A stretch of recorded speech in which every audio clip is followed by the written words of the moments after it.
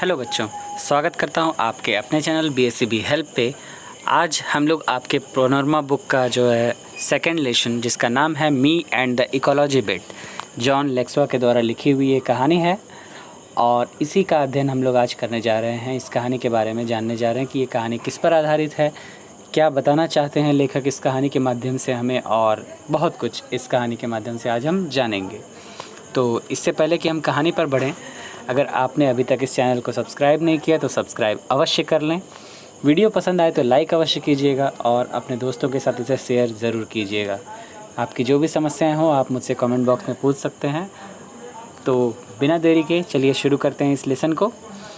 आज सबसे पहले इस कहानी पर बढ़ने से पहले मैं चाहूँगा कि आप इस कहानी से जुड़े हुए जो कठिन शब्द हैं उसे भी अपने कॉपी में लिख लें, ताकि बाद में अगर कभी आपको पढ़ने का मन हो, इस कहानी को खुद से समझने का मन हो, तो आप वहाँ से देखकर आप इस कहानी को समझ सकें। आपकी सुविधा के लिए मैंने ये शब्द जो है वर्ड मीनिंग्स आपको उपलब्ध कराए हैं, आप देख सकते हैं यहाँ पे। ये रहे, यहाँ से मैंने शुरू किया है, सारे के सारे वर्ड्स हैं यहाँ पर। आप देख पा रहे हैं एक एक करके मैंने सारे वर्ड्स, जितने भी कठिन से कठिन शब्द हैं इस कहानी में जुड़े हुए, वो सब के सब मैंने आपको यहाँ पर उपलब्ध कराए हैं। आप इन्हें लिखते जाएंगे एक एक करके। वीडियो को पॉज करके आप लिख सकते हैं।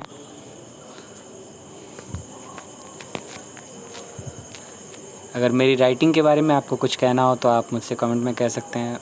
उतनी अच्छी नहीं है, लेकिन फिर भी मैं कोशिश करता हूँ कि आपको सब कुछ स्पष्ट दिखे।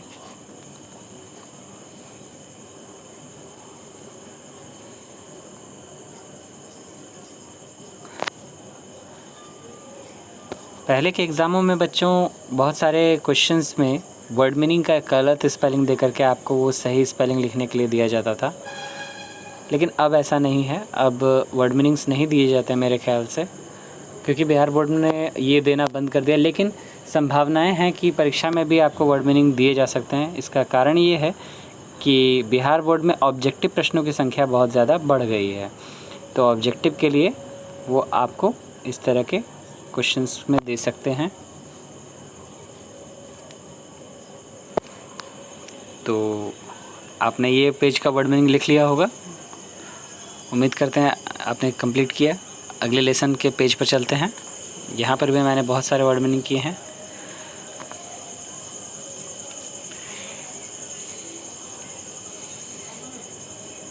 आप इन्हें अपने आगे भविष्य के लिए भी इन शब्दों को याद कर सकते हैं।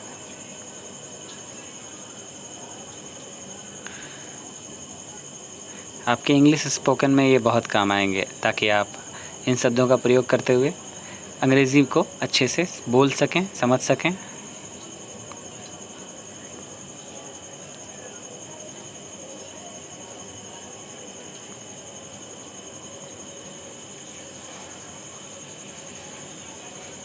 लास्ट शब्द आपको अगर नहीं दिख रहा हो तो मैं स्पेलिंग बोल देता हूँ। पोटेंशियल है, POTENTIAL।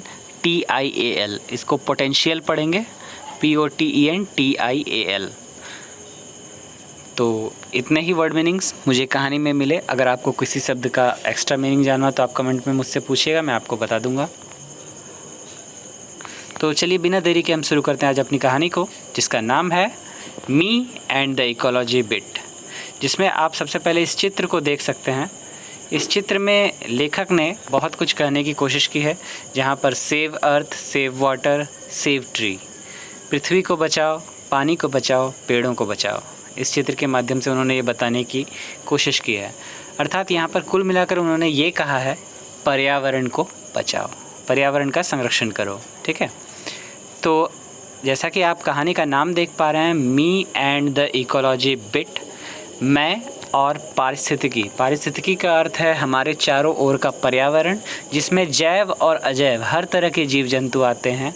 सभी living things, non living things, जो हमारे काम को आसान करते हैं, जिस पर हम निर्भर हैं, जो हम पर निर्भर हैं, वो सारी की सारी चीज़ें, चाहे वो घर हो, सड़क हो, बिल्डिंग हो, कुछ भी हो, एनीथिंग, चाहे वो पशु पक्षी, पेड़ पौधे हों, सब के सब हमारे पारिस्थितिकी तंत्र में आ जाते हैं। तो ये कहानी जॉन लेक्सवा के द्वारा लिखी गई है और ये इसमें पारिस्थितिकी तंत्र की बात करते हैं। और ये आप कहानी का नाम देख पा रहे हैं, मैं, मतलब उन्होंने स्वयं को इस तंत्र से जोड़कर बताया है कि वो कैसे इसके बचाव, क्योंकि आपने चित्र देखा जिसमें बचाव की बात करते हैं, तो कैसे इसके बचाव के लिए कार्य करते हैं उन्होंने ये भी बताया है। तो सबसे पहले जॉन लेक्सवा के बारे में जानें।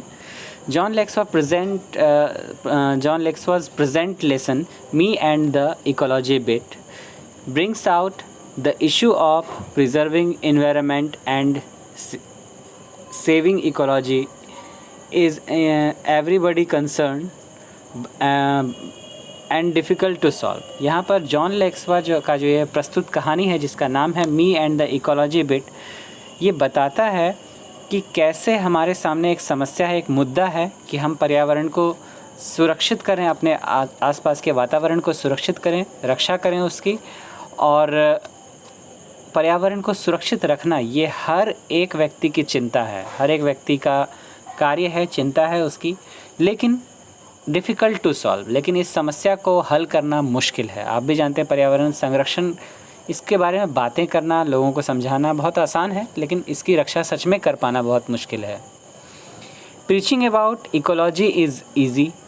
पर्यावरण पारिस्थितिकी तंत्र के बारे में आप अगर किसी को उपदेश देते हैं, किसी को बात समझाते हैं, तो सीधी बातें समझाना आसान है, but it is difficult to abide by the rules of ecology preservation.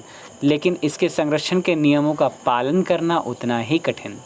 आप खुद जो है लोगों के सामने जा कर के कुछ भी बात कर देंगे, प्लास्टिक यूज़ मत करो, ये मत करो, वो मत करो, लेकिन आप खुद करेंगे, आप खुद उसको उपयोग करते हैं, तो आप दूसरे को कैसे कह सकते हैं? ठीक है, आपने इस पिक्चर को देख लिया, इसमें संदेश क्या छिपा हुआ था लेखक का, वो मैंने आपको बताया।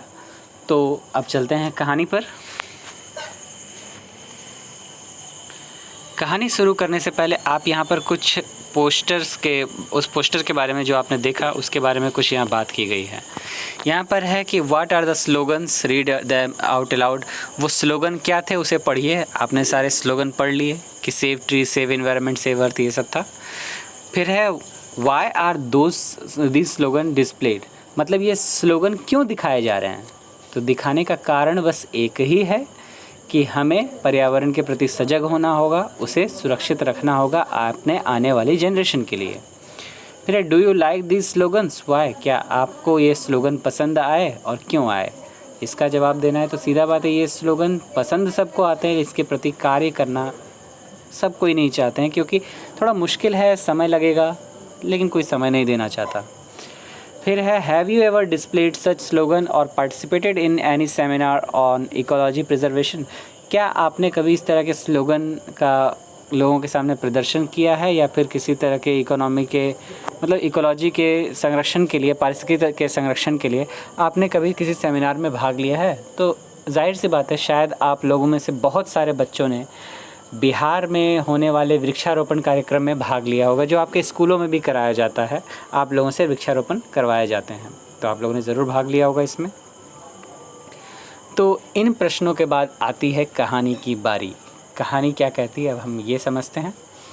सबसे पहले यहाँ कहते हैं कि sure it is hard to get people to work for ecology, निश्चिततः यह बहुत ही मुश्किल कार्य है लोगों को पर्यावरण के मुद्दे पर काम करवाना। मतलब लोगों से पर्यावरण के मुद्दे पर काम करवाना बहुत ही मुश्किल, ये लेखक कहते हैं एक बच्चे के रूप में। इस कहानी में लेखक एक बच्चे के रूप में बात कर रहे हैं जिसका नाम जिम है। ठीक है, मैंने इस कहानी के मुख्य किरदार की बात बता रहा हूँ मैं, उसका नाम जिम है और ये एक बच्चा है और ये लोगों से उन्हें सलाह देता है, उन्हें बताता है कैसे पर्यावरण संरक्षण करना चाहिए। लेकिन यहाँ पर ये क्या कह रहा है पहली लाइन में ही कि निश्चिततः यह बहुत ही कठिन है लोगों से पर्यावरण के विषय में काम करवाना। Everybody is in favour of it, हर व्यक्ति इसके पक्ष में है। But nobody wants to do anything about it, लेकिन इसके विषय में कोई कुछ करना नहीं चाहता। At least I am doing something, कम से कम मैं तो कुछ कर रहा हूँ। Going around telling people what they should do, मैं आसपास के इलाकों में जाता हूँ और लोगों को बताता हूँ कि उन्हें क्या करना चाहिए। But all I get is a lot of talk back, लेकिन मुझे बदले में क्या मिलता है? मुझे बदले में लोगों की बातें सुनने को मिलती है और कुछ नहीं। उनकी उदंडता देखने को मिलती है, उनके क्रूर स्वभाव को सामना करना पड़ता है। ठीक है, ये एक बच्चे का कहना है। एक बच्चा जो है, बड़ों आप ही सोचिए, आप अपने समाज में एक बच्चे के रूप में हैं। आप अगर बड़ों को जाकर उपदेश देंगे, निर्देश देंगे, ऐसे मत कीजिए, वैसे मत कीजिए, तो सब आप ही को झाड़ कर भगा देगा, है ना। इस बात से आप भी रूबरू हैं कि कोई आपकी बात सुनेगा नहीं। भले ही आप उसके लिए कोई अच्छा कार्य ही कर रहे हो, लेकिन बच्चों को कहने का अनुमति नहीं दिया जाता है। हमारे समाज में बच्चों की बात को वैल्यू नहीं दी जाती, उसे डांट दिया जाता है, डपट दिया जाता है ना। आगे देखते हैं कहानी में क्या है कि I have this paper route, मेरे पास एक ही मार्ग है। पेपर का मार्ग मतलब कि कागज़ का रास्ता। कागज़ का रास्ता मतलब कि पेपर पहुंचाना लोगों तक। जब मैं पेपर बांटने जाता हूं, मतलब ये पेपर बांटने का काम करते हैं, न्यूज़पेपर बांटने का काम करते हैं, ठीक है। जैसे लेखक यहाँ बताएंगे कि वो उसके पिता भी यही काम करते थे, अब ये करता है। तो I have this paper route, मेरे पास ये पेपर का मार्ग है, एक रास्ता है पेपर पहुँचाने का, जिससे मैं लोगों के घरों तक जाता हूँ, उन्हें समझाता हूँ। My father had one when he was a kid, मेरे पिता भी ये काम करते थे जब वो छोटे थे, बच्चे थे। So he made me got one last year, इसीलिए उन्होंने जो है मुझे आखिरी बार, मतलब कि पिछले साल मुझे भी ये काम करने को कहा, ठीक है। Between it and my homework I hardly have time for playing ball and stuff, और इस पेपर के काम में और साथ ही साथ अपने होमवर्क को पूरा करते हुए मेरे पास मुश्किल से ही समय बच पाता था कि मैं जो है बॉल से या फिर किसी अन्य वस्तु से खेल सकूं, मतलब खेलने का समय नहीं मिलता था। Some day I get in only a few innings, कभी कभी मुझे मौका मिलता कि मैं कुछ इनिंग मैच खेल सकूं, कुछ पाली खेल सकूं क्रिकेट की या फिर कोई और गेम की। बट एनी हाउ, लेकिन किसी भी प्रकार, on Saturday when I collect, Saturday को जब मैं कलेक्शन पर निकलता था, जब मैं पैसे के लिए लोगों से कलेक्शन करने के लिए निकलता था, I put in a good work for ecology, तो मैं पर्यावरण के लिए, पारिस्थितिकी तंत्र के लिए बहुत अच्छा काम करता था। उस दिन जब मैं लोगों के पास जाता था, उनके घर जाता था, तो बहुत अच्छे से कार्य करता था। लाइक लास्ट सैटरडे मॉर्निंग, जैसे पिछले सैटरडे की मॉर्निंग हुआ। It was a good collecting day, वो बहुत ही अच्छा कलेक्शन का दिन था, मुझे कलेक्शन करने जाना था। It has just turned spring and a lot of peoples were outside, और ये वसंत ऋतु का समय था, लोग घर से बाहर थे, बहुत सारे लोग बाहर देखने को मिले। I went to Mister Williams house, तो सबसे पहले मैं गया मिस्टर विलियम के घर। As usual he tried to pretend he is not home, सबसे पहले उन्होंने यह दिखाने का प्रयास किया कि वो घर पर हैं ही नहीं, मतलब वो मुझसे छुपने की कोशिश कर रहे थे। अर्थात हो सकता है कि वो मेरी बातों से ऊब गए हों, इसीलिए वो मेरे सामने आना ही नहीं चाहते थे। तो वो ऐसा दिखाने के प्रयास में थे कि वो घर पर नहीं है। But I see him burning leaves in the backyard, लेकिन मैंने उन्हें देख लिया था कि वो घर के पीछे हिस्से में पत्ते जला रहे हैं। मतलब वसंत का जो मौसम होता है, पतझड़ के बाद वसंत आता है, तो पतझड़ में बहुत सारे पत्ते गिरते हैं, तो पत्तों को जमा करके जला रहे थे।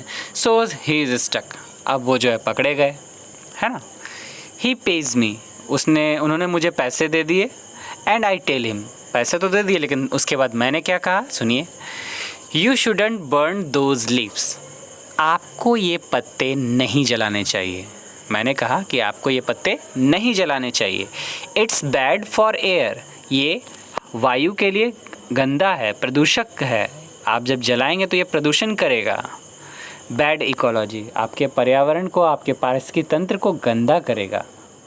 You should make a compost pile like we do, आपको इसका कंपोस्ट बना लेना चाहिए, जैविक खाद बना लेनी चाहिए। इन पत्तों को गला करके, सड़ा करके आप इसका जैविक खाद बना लीजिए, उसके बाद आप इसको खेतों में प्रयोग कर सकेंगे। और जैसा कि हम लोग भी करते हैं, हम लोग भी पत्तों का इसी तरह ढेर बनाकर उसका खाद बना लेते हैं।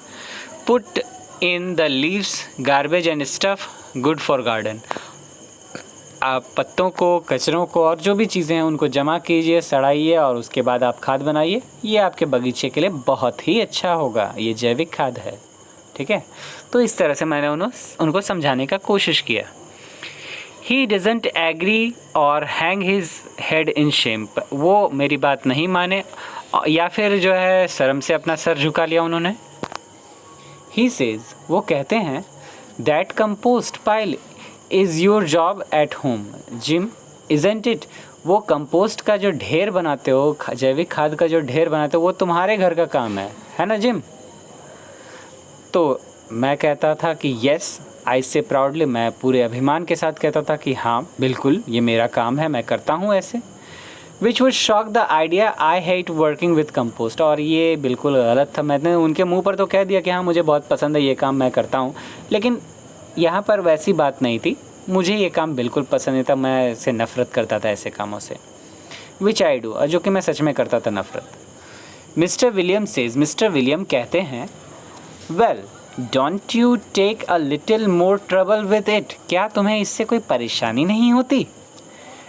Put enough dirt on top of each layer. तुम इन गंदगी के ऊपर जो है लेयर पे लेयर चढ़ाते हो, क्योंकि कंपोस्ट बनाने की विधि आपने देखी होगी, उसमें इस तरह के सड़ने गलने वाली चीज़ों के ऊपर मिट्टी का एक परत, फिर उसके ऊपर एक लेयर इसका यही सड़ने गलने वाली चीज़ों का, फिर एक मिट्टी का परत, इस तरह से परत दर परत करके बनाया जाता है।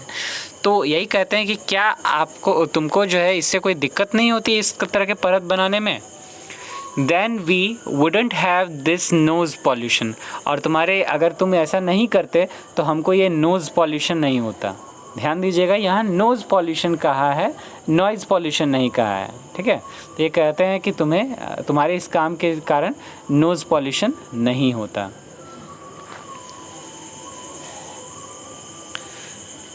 तो देखिए जिम क्या कहता है कि हो आई से, तो ये मैंने कहा यू मीन नॉइज़ पॉल्यूशन, जैसा कि आप कहना चाहते हैं नॉइज़ पॉल्यूशन, मतलब जिम को भी नॉइज़ पॉल्यूशन समझ में नहीं आया, उसने कहा कि नॉइज़ पॉल्यूशन कहना चाहते हैं क्या? तो मिस्टर विलियम्स कहते हैं no, he says I mean your compost smell up the whole street. तुम्हारा जो कंपोस्ट है, तुम्हारा ये जो खाद है, ये पूरी गली में महकता है। तुम जो बनाते हो बहुत सड़ जाता है, महकने लगता है, गंध करता है। तो ये गलत है, ये तुम्हें ये नहीं करना चाहिए। यहाँ तक बच्चों आज हमने पढ़ा है। इसमें आप देखेंगे कि कुछ ट्रू फॉल्स हैं कि people get easily convinced by Jim, कि क्या लोग जिम की बात से जल्द ही मान लेते हैं, जिम की बात बहुत जल्दी मान लेते हैं? तो नो, नहीं मानते। आपने देखा कि मिस्टर विलियम किस प्रकार से उसकी बातों को नहीं मान रहे थे। फिर है he use paper route to convince people. वो लोगों को मनाने के लिए, लोगों से बातें करने के लिए पेपर रूट का इस्तेमाल करता था। तो ये तो सही था, पेपर रूट का इस्तेमाल करता था वो। फिर है he gives suggestion on ecology free of cost. पर्यावरण की सुरक्षा के लिए वो लोगों को मुफ्त में सलाह दिया करता था। तो बिल्कुल सही है। फिर है mister Williams was at his house. Mister William जो है वो उनके घर पर, मतलब अपने घर पर ही थे, बिल्कुल अपने घर के पीछे आंगन में थे, वो पत्ते जला रहे थे, है ना। फिर people listen to Jim gladly. लोग खुशी से जिम की बात सुना करते थे। For he was an eco friendly boy, क्योंकि वो एक पर्यावरण पसंद करने वाला बच्चा था। तो नहीं, ऐसा नहीं था। मिस्टर विलियम्स उसको देख करके ऐसे ही छुपते थे। और बाकी कहानी में और भी किरदार हैं जो कि हम कहानी के अगले भाग में पढ़ेंगे इसके बारे में। तो आप देखेंगे कि नहीं, उसकी बात कोई भी सुनना नहीं चाहता, सब उसे डांट देते थे। और ऐसे भी मैंने आपको कहा ना कि बच्चे की बात जो है कोई भी नहीं सुनना चाहता है, खासकर बड़े। तो आज की वीडियो में हम यहीं रहने देते हैं। कल कहानी के अगले हिस्से को हम यहीं से शुरू करेंगे और मैं आपको जो है इस कहानी को और अच्छे से समझाने का प्रयास करूंगा। तब तक के लिए आप इस चैनल से जुड़े रहिए और अपने दोस्तों के साथ इसे शेयर कीजिए, ज़रूर शेयर कीजिए और अधिक से अधिक लोगों तक फैलाइए। आप देख पाएंगे कि अभी तक हमारे चैनल पे ज़्यादा सब्सक्राइबर्स नहीं हुए हैं, 255-56 के लगभग हैं मेरे ख्याल से, बस इतने ही हैं। और मैंने ये चैनल बनाया बिहार के बच्चों के, सभी बच्चों के लिए, ताकि उनकी पढ़ाई इस लॉकडाउन की वजह से बाधित ना हो, बोर्ड परीक्षा में उन्हें तैयारी करने में ज़रा भी दिक्कत ना हो। तो आपकी बहुत मेहरबानी होगी कि आप अपने दोस्तों के साथ इसे शेयर करेंगे और उन्हें भी, जो इस चैनल से नहीं जुड़े हैं, उन्हें जोड़ेंगे और कहेंगे कि वो पढ़ाई को सुचारू रूप से जारी रखें, अपनी पढ़ाई को बाधित न होने दें और इस प्रकार से हम अधिक से अधिक बच्चों की सहायता कर सकेंगे। तब तक के लिए आप अपना ख्याल रखें। अगर अभी तक आपने चैनल को सब्सक्राइब नहीं किया तो सब्सक्राइब ज़रूर करें। वीडियो पसंद आए तो लाइक कीजिएगा और अपने दोस्तों के साथ शेयर कीजिएगा। कोई भी दिक्कत हो कमेंट में आप मुझसे पूछ सकते हैं। धन्यवाद। तब तक अपना ख्याल रखिएगा।